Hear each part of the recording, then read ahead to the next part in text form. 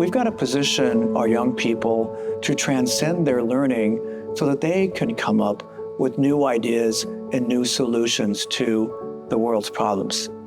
The collaboration led by Mary Helen E. Mordino-Yang and her team gives us the research behind the professional development that's going on, and it gives us confidence moving forward that we are on the right path to transcendent learning in AUHSD. We often think about the brain as getting bigger or better with more stuff shoved in it. And that is a way to think about a very specific and narrow kind of learning. But surprise, surprise, that kind of learning, first of all, is rarely deeply motivating to people. And it also doesn't do what school really should be about, because learning is not the purpose ultimately of school, it's the means. But the purpose of school is human development. The world that our students are going to inherit is vastly different than the world that I inherited when I graduated from high school and college. And so for us, I think the transcendent thinking is incredibly important, because it's teaching students how to learn and how to process what they're learning and apply it to the things they interact with throughout their life. We develop the capacities to do something extraordinary that, to our knowledge, no other species is capable of.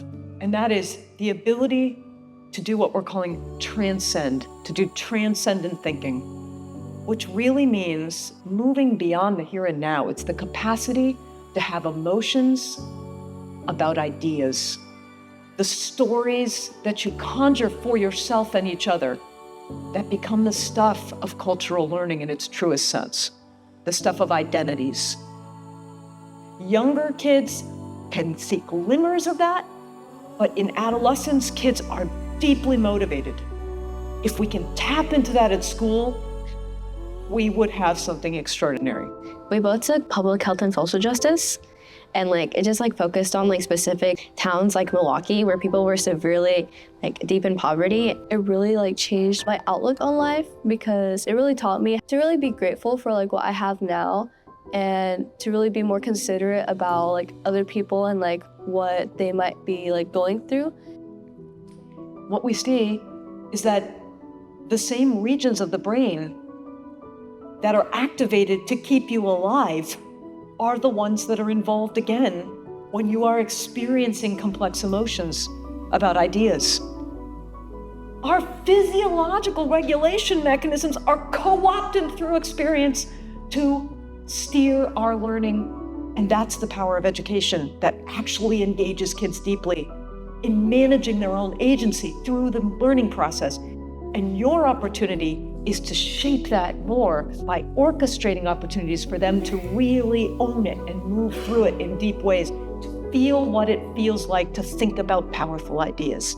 Transcendent thinking in the classroom, for me, is really about holding on to content a little looser, because we're really trying to serve that whole child. I'm trying to show the beauty in science. There are opportunities to reflect. There's a lot of time to be in that kind of community of a think tank and to learn and discover and question together, and just to really see that excitement in students for learning. They take the scientific method where they ask questions, they go through experiments, but after that experiment, they take it to a whole nother level where they then ask more questions, which will then lead to more studying, more research on their end. As soon as a student takes the first step to try and put themselves out there, the school and the teachers and the staff can take that first step and put that student onto a journey that can lead them to a lot more. You can take an ordinary learner and become an extraordinary learner because they take that extra step, that extra mile. The shift of making the center of our universe or our solar system not the standardized test in what you learned and what you know and can do, which is important, but isn't the center. What the center is helping kids to grow themselves, to organize themselves in developmental patterns that lead to well-being, that lead to civic engagement, that lead to achievement, that don't just set them up to manage in the world we have, but set them up to invent the world we need.